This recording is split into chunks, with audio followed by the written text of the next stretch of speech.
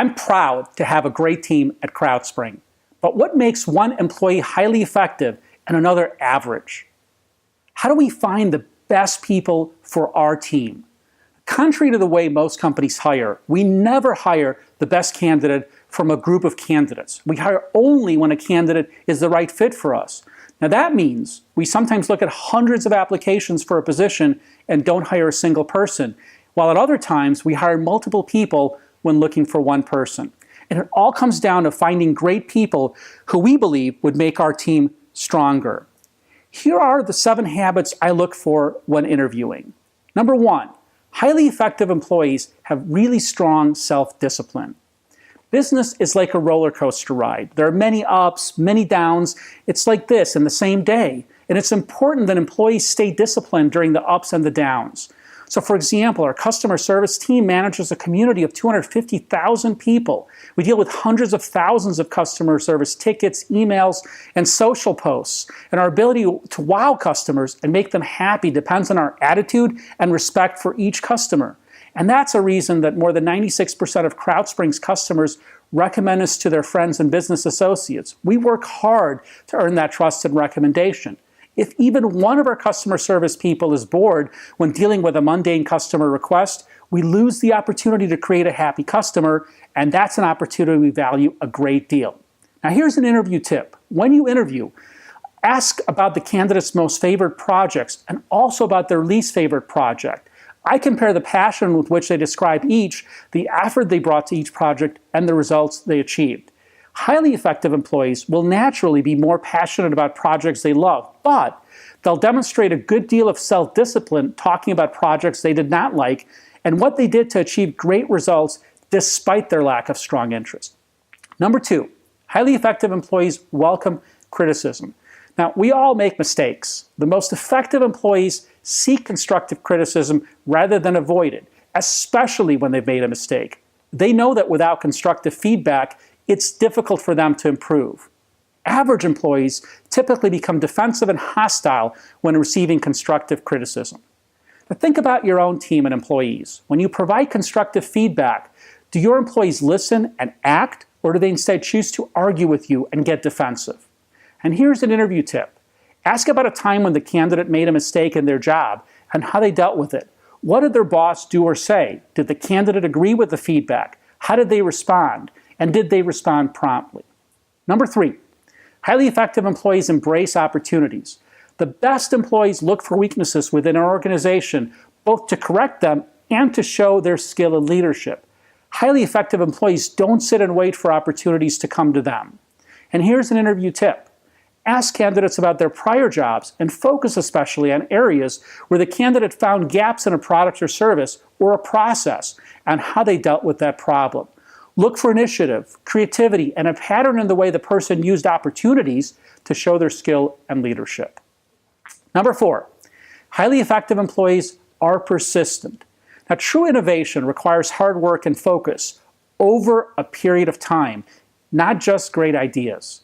Even with careful planning, some projects can take much longer to complete than expected.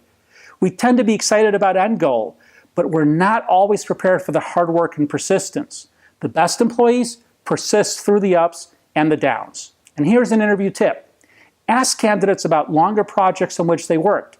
Talk about the details, how they maintained their motivation, focus, and excitement. How did they deal with teammates who were not as motivated or focused? Number 5, highly effective employees are decisive. You will rarely have complete information when running a business or making decisions, but indecision is paralyzing, especially to startups and small businesses. At crowdSPRING, we don't hire people at any position if we don't believe they can be decisive. We want people to take risks and not worry about making mistakes. Most employees, especially at bigger companies, hold themselves back because they fear failure. Now, it's true that some ideas and initiatives will fail. Maybe even most will fail. Think of those ideas and initiatives as experiments. As Thomas Edison said, I haven't failed. I found 10,000 ways that don't work. And here's an interview tip. Ask candidates about projects in their prior jobs where they took big risks. How did those projects start? Was it self-driven or was it assigned? Number 6, highly effective employees listen first. Now, most people talk too much. The most effective employees are people who listen first and talk when they have something meaningful to add to the conversation. Such employees are effective because they don't need to hear themselves talk. They consider the facts, ask questions, and then share an opinion. And here's an interview tip. One good way to measure a person's listening skill is to give them opportunities to ask questions. Now, you're probably thinking this makes absolutely no sense, since asking questions is talking and not listening. But by asking questions, you're exploring whether they take cues from your answers and ask follow-up questions. If they walk in and ask you 3 pre-written questions, it's doubtful they care very much about what you want to say. They're simply asking questions because they think job candidates are expected to ask questions during the interview. Pay attention to how they're asking the questions. Are they asking why questions or what questions? A person who knows how to listen generally asks why questions. Why do you need something done, for example? People who lack good listening skills generally ask what questions. What do you need done? Even though the questions seem similar, they're not. A person who understands the answer to the why question can be creative and may find a much better way to solve a problem. Whereas a person who asks what questions will typically do just what needs to be done, but since they won't know why it needs to be done, they'll have little room or little reason to be creative.